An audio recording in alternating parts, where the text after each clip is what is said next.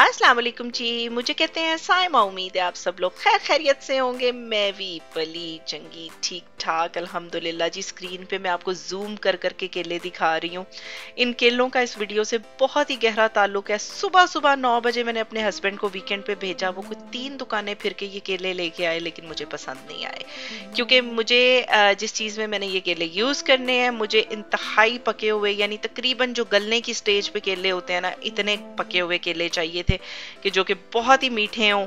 सारी मैं आपको बात बताती हूँ। अब मैं खुद निकली हूँ क्योंकि मुझे एक स्टोर का यहाँ पे पता है, यहाँ पे एक स्टोर है चलो फ्रेशको के नाम से, काफी ज्यादा वहाँ पे वेजिटेबल्स वगैरह और इस तरह की चीजें होती हैं। मुझे काफी उम्मीद थी कि शायद मुझे वहां पे बिल्कुल पके हुए या स्लैश गले हुए केले मिल जाए।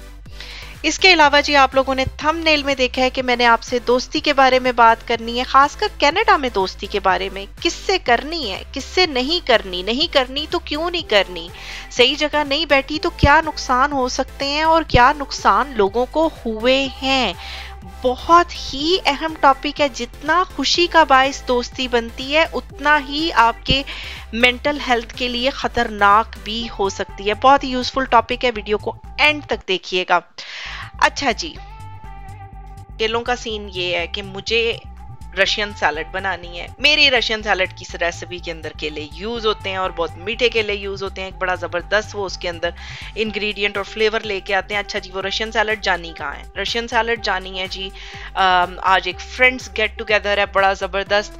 हमने सोचा कि हम लोग ना वन डिश कर लेते हैं। एक फैमिली पे बड़ा बर्डन हो जाता है, यहाँ पे कोई हेल्प भी नहीं होती। और यहाँ पे अजीब सा सीन है कि कम से कम 8-9 खाने होंगे टेबल पे तो दावत होगी। तो फिर हमने सोचा कि वन डिश का कॉन्सेप्ट हम कर देते हैं चेंज, वन डिश को हम कर देते हैं टू डिशेस में।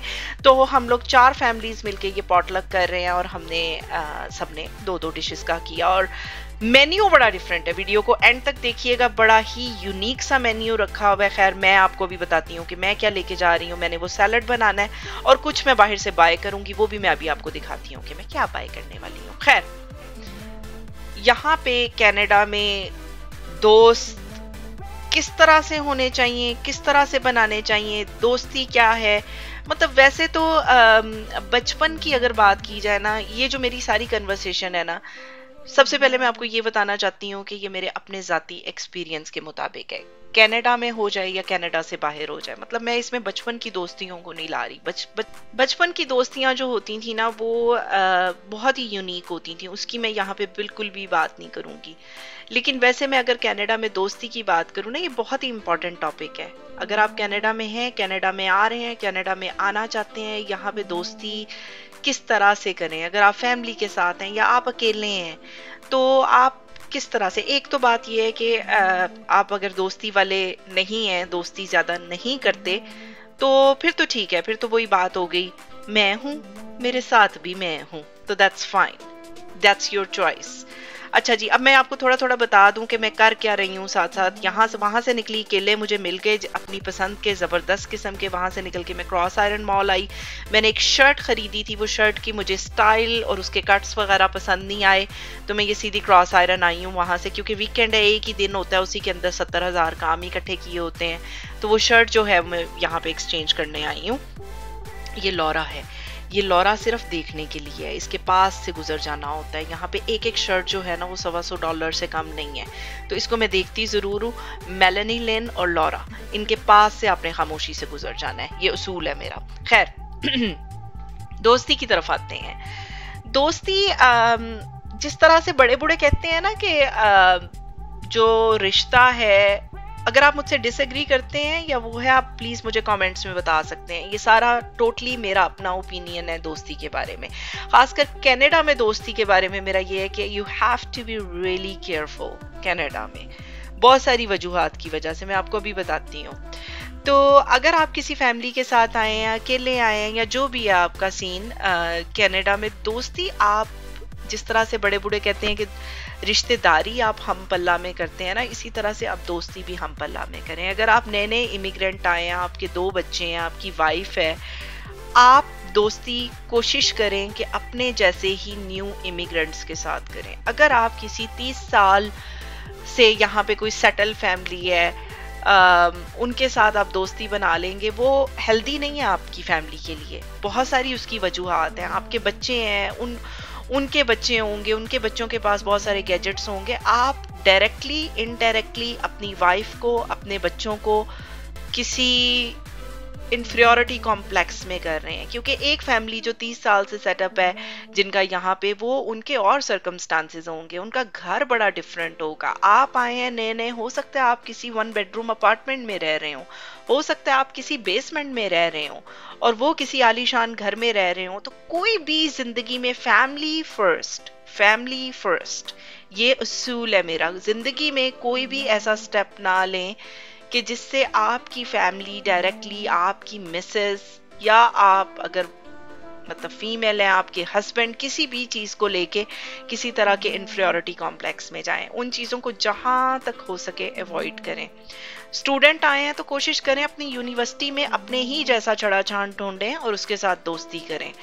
तो और दूसरा मेरा असूल दोस्ती में यहाँ पे ये है कि मैं, बहुत इंपॉर्टेंट बात है, मैं खुद भी यहाँ पे अपने पे भी, मेरे साथ आज जो दोस्त हैं वो दोस्त उसी वक्त के हैं जब मैं यहाँ पे नई नई आई थी, और वो भी मेरी तरह के इमिग्रेंट्स थे। वही दोस्ती ग्रो करती जा रही है, वही दोस्ती ग्रूम करती जा रही है। उनमें और मुझ में कोई फर्क नहीं है।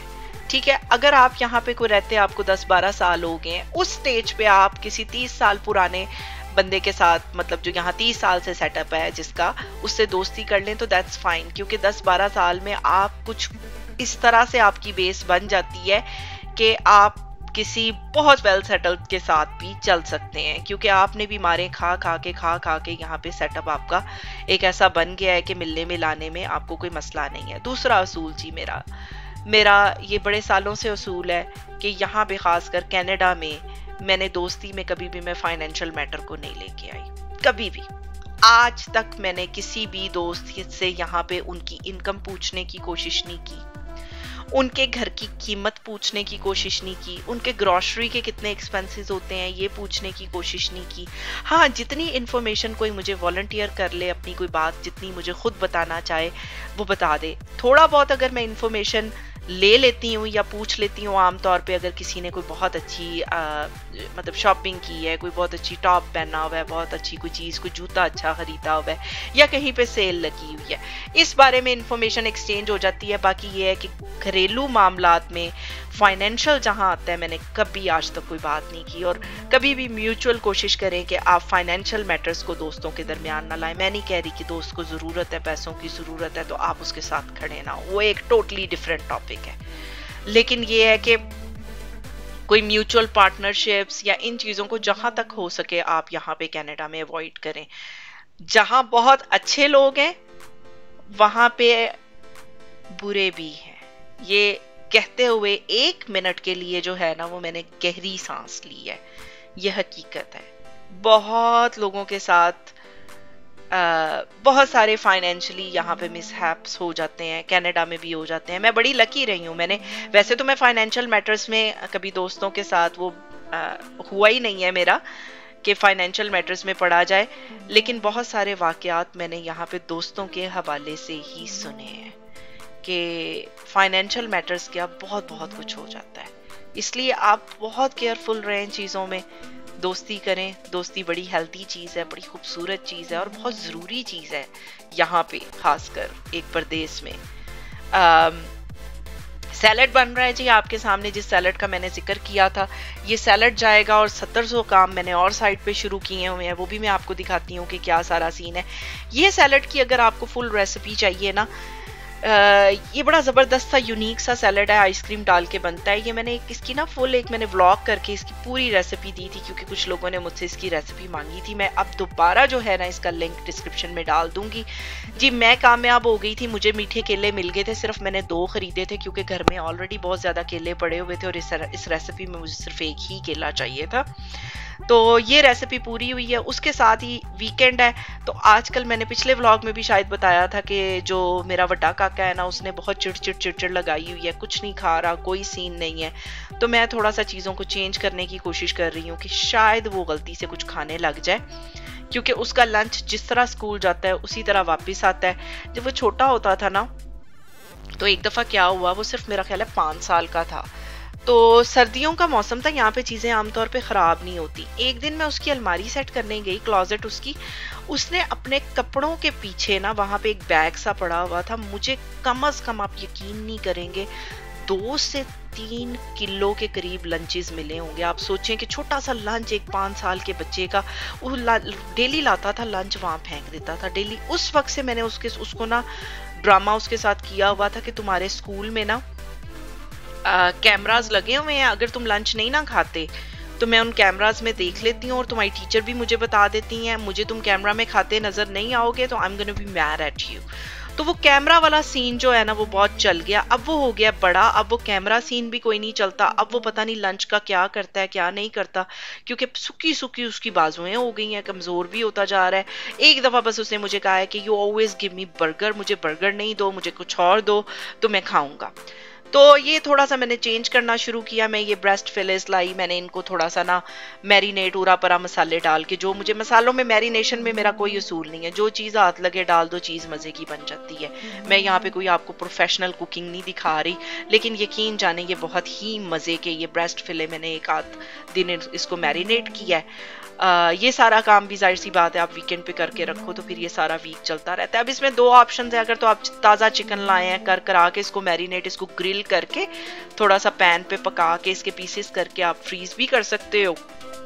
आपके बिजी स्केड्यूल में वो बहुत काम आ जाते हैं। फिर आप उसको 70-100 जगहों पे यूज कर सकते हो। आप टोटिया रैप्स कर सकते हो, किसेडियाज बना सकते हो, क्योंकि ये जो आजकल के बच्चे हैं ना बड़ी फैंसी फैंसी चीजें मांगते हैं। अब जी आप मिले मेरी दुनिया से। ये मेरा छोटा सा कॉर्नर है, ये मेरा हैप्पी मोमेंट है। पहली दफ़ा मैं आपको ये कॉर्नर दिखा रही हूँ। टिपिकली यहाँ पे मैं रेडी होती हूँ कहीं पे भी जाना हो तो। ये मेरी आप परफ्यूम्स की कलेक्शन देखें।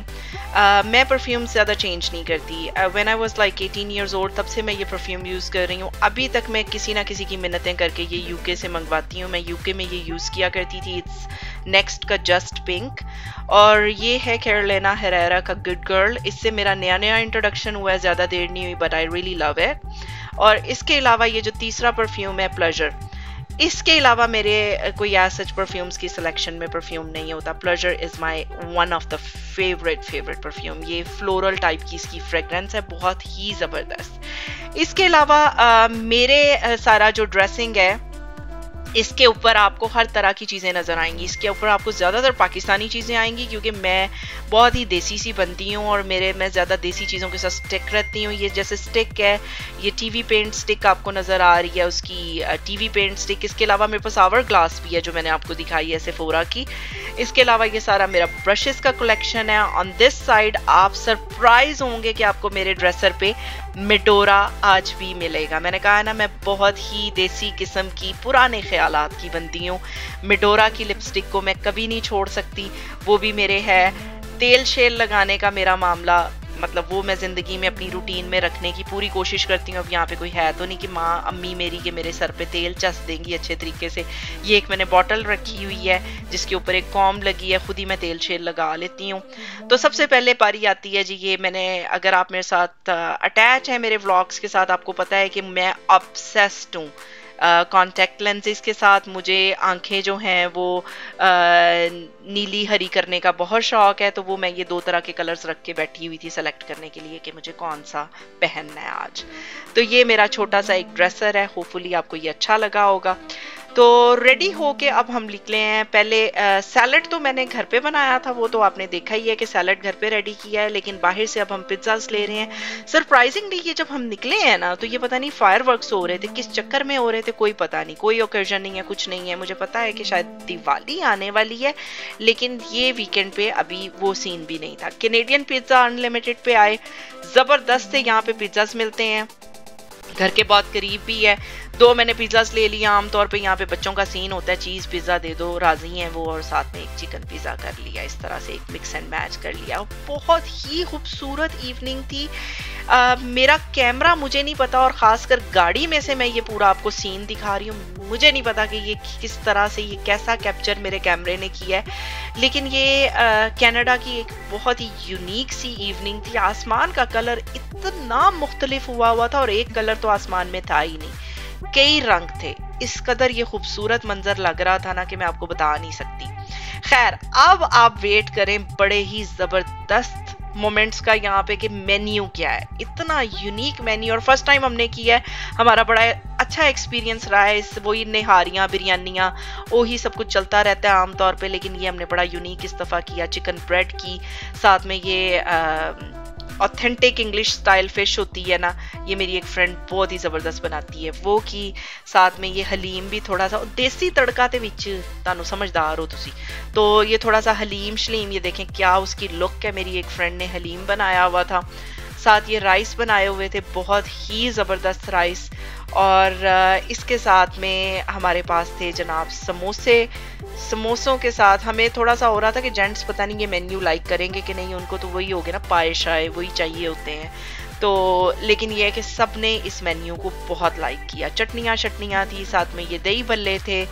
जैसे कि वो स्नैकी सा सारा मेन्यू नहीं होता, वो सारा सीन किया हुआ था। वैसे मैं ज़ाती तौर पे बताऊँ, मुझे इस तरह का मेन्यू ना, वो जो भरा भरा मेन्यू होता है ना खानों का, उससे ज़्यादा पसंद है। और ये वो सैलड है जिसके पीछे इतना पिट स्यापा पड़ा, केले ढूंढे मैंने पूरे शहर में, ये वो सैलड है। और साथ में ये जो पिज्ज़ास मैंने अभी अभी बाय किए थे, एक चिकन पिज़्ज़ा था, साथ में बच्चों के लिए चीज़ पिज़्ज़ा था। मीठा बहुत ही ज़बरदस्त था। साथ में मीठे में हमने किया हुआ था होममेड केक, बेक हुआ था। और साथ में मेरी फ्रेंड ने की हुई थी ज़बरदस्ती वो की उन्होंने कहते ने सवैयों का जर्दा, सवैयों का जर्दा ही कहते हैं शायद इसको, आहो, तो वो किया हुआ था। और खाना पीना करके उसके बाद आया जी बंटवारों का टाइम। आपको पता है कि ये बंटवारा प्रोग्राम ज़रूर चलता होता है मेरे व्लॉग्स में, अगर आपने व्लॉग्स देखे हैं, क्योंकि हम लोग जो भी खाना फिर लेफ्ट ओवर होता है उसके डब्बे शब्बे बना के ना आपस में सारे बांट बूंट के घर ले जाते हैं, और अगले दिन भी वही हम खाते हैं। इस तरह से हमारा एक बड़ा अच्छा सेटअप बना होता है। तो ये मेरी फ्रेंड जो है वो डब्बे शब्बे सेटिंग कर रही है सारी। इसके साथ ही आपको अगर वीडियो अच्छी लगी है तो वीडियो को लाइक कर दें, ज़्यादा से ज़्यादा शेयर कर दें। चलो कनाडा को सब्सक्राइब करके मुझे इंस्टाग्राम पे भी फॉलो कर लें। दुआओं में याद रखिएगा। अल्लाह हाफिज।